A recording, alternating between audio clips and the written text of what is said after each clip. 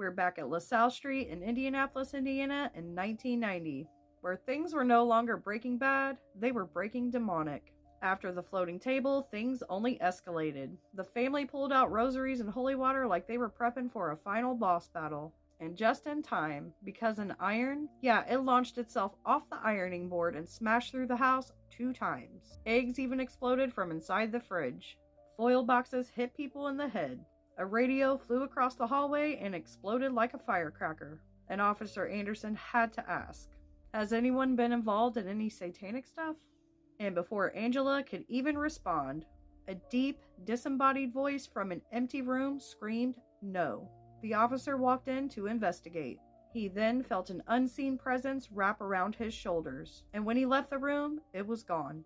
That's when Angela's boyfriend admitted to the officers that he had felt the exact same thing earlier, and he was so scared that he cried out and quoted the 23rd Psalm. Honey, that's not paranoia, that's possession vibes. The police then called in a chaplain and a minister, and both of them witnessed the chaos. Whispers, flying objects, guttural growls, and cold spots. So they walked through the home and began to pray. The next day, Angela's sister from Puerto Rico called, and she was freaking out. Apparently, she'd had a vision of a man crying and quoting the 23rd Psalm. She asked if her son Tony, who was living with Angela, was okay. Girl, Tony had been hiding in his room this whole time, and he later confessed that he was part of a satanic group back in Puerto Rico that sacrificed animals. Angela was like, hell no, and she got him on the next plane out, and slowly, the house went quiet.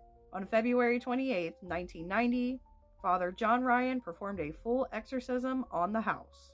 The final kicker, the officers had absolutely no idea how to file this report. There was absolutely no code for demonic tantrum, so they labeled it as vandalism. I'd call that a bit of an understatement. So the next time your eggs start exploding and your radio takes flight, don't call 911, call a priest, a pastor, and maybe even a paranormal team with hazard pay. Be sure to like and follow for more haunted Hoosier horrors. Don't ghost me, boo, unless you're bringing sage and a sound bath.